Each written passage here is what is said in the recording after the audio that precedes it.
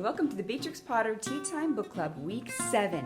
We only have 1 week left after this, so please join us this week and don't miss next week.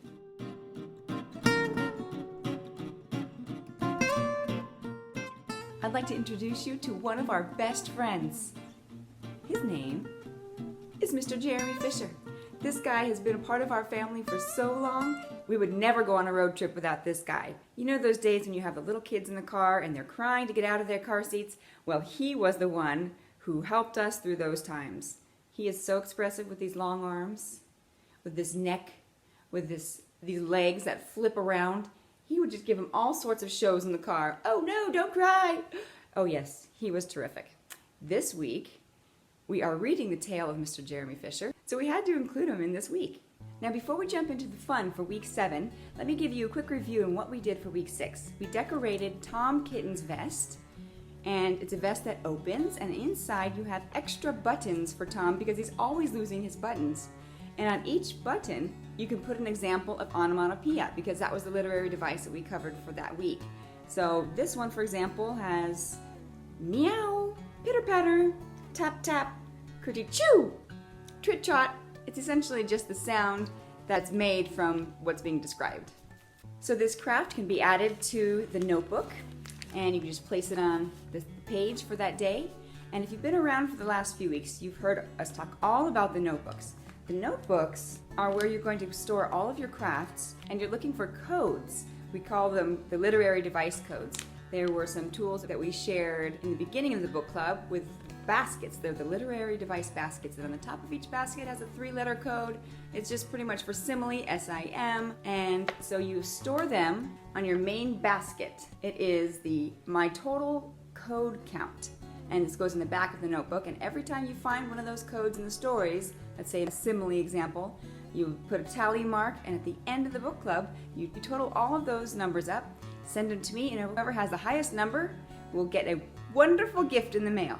And some other examples of crafts we've been covering, such as the poem on the pot, and the alliteration egg, and so many others. By the end of this book club, it's going to be such a fun notebook of their own literary device findings and their own creations. So don't forget about the notebook. This week's story was the tale of Mr. Jeremy Fisher.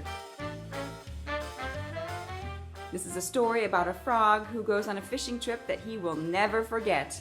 We had a great time on our live tea time for week 7. We covered etiquette tips such as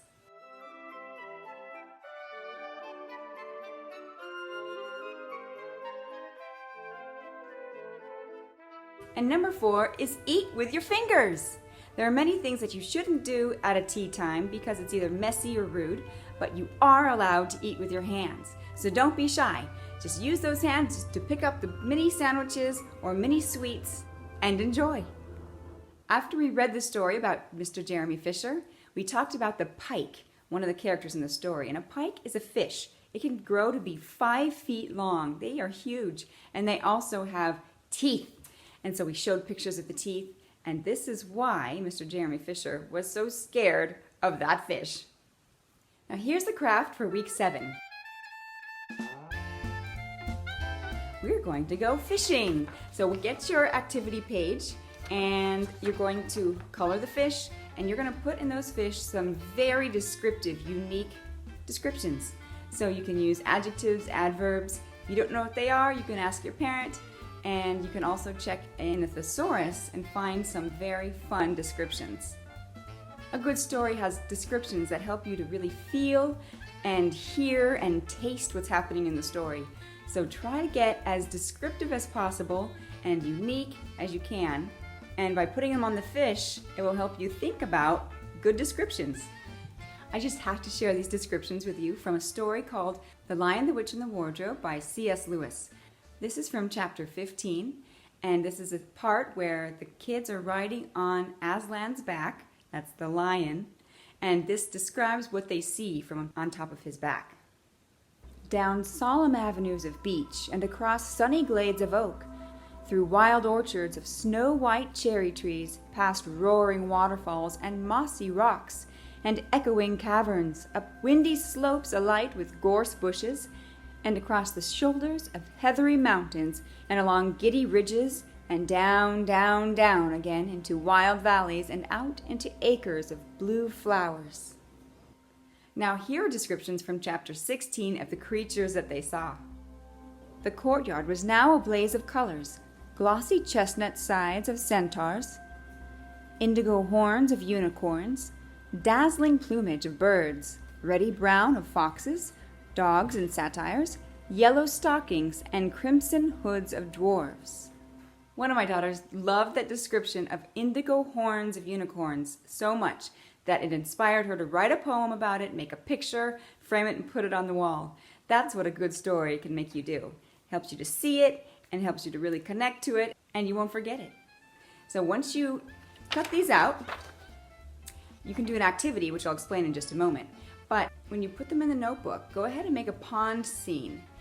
Any kind of sky you like, any type of pond plant, you want a rock, you want some other background creatures there. Now the activity is, you can go fishing with your fish. So find a stick and tie a string to the end of it. Just go ahead and put a little hole with a hole punch, and you could put a paper clip at the end of your string that's attached to your fishing rod. And you just open one end of your paper clip, and it serves as a hook. And then you could put your fish around again, and the grass may be sticking up, and if you don't have grass, just put them in a bowl. And then you're gonna try to fish for that little open mouth and get that hook through the fish's mouth, and then you've caught a fish. So try to catch them all, and then put them in your notebook.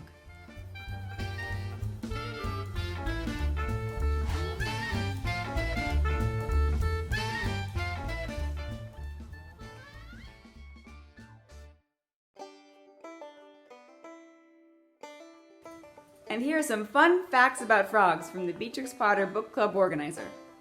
Frogs lay their eggs in water, and the eggs hatch into tadpoles with long tails. I'm sure you already knew that. But did you know that frogs can absorb water through their skin so they don't need to drink? Also, the eyes and nose of a frog are on top of its head, so it can breathe and see when most of its body is underwater. What other animals do that? Maybe alligators? Crocodiles? How about this one? This one stumped everybody. What is a group of frogs called? A group of frogs is called an army. Some people might say chorus, but that's specifically referring to the males serenading the females. But in general, it's an army of frogs. There are some other things in the Beatrix Potter Book Club organizer for this section of Mr. Jeremy Fisher, and everything from other games and activities, snacks, circle time, discussion topics, planting in the soil, and even extra pages for some notes. You can find the Beatrix Potter Book Club organizer at letslearnkids.com. It's snack time! This week's snack had everything to do with a pond. So we had Mr. Jeremy Fisher's pond cup. It had chocolate pudding and then a layer of crushed Oreo cookies topped with some celery sticks as pond plants and gummy worms. We had to use other types of gummies and cut little shapes as worms out because the store didn't have gummy worms. We also had butterfly toast, which we use a cookie cutter to make the shape. You can also just use a knife if you want to. And we had watermelon, and we had a hibiscus tea with lemongrass and lime. Now next week is our last Beatrix Potter Tea Time Book Club, so you don't want to miss it. We're going to be reading The Tale of Mrs. Tittlemouse, and we're going to have a fancy tea party. We might make sugar cookies, and we might even search through our closets for tea time hats. I don't know if we'll find them. You have to wait and see. So don't miss it. Come join us next Wednesday, 2:00 p.m. Pacific Standard Time, and we'll have our final farewell for our fun Beatrix Potter Tea Time Book Club. Thanks for joining us, and we'll see you then. Bye!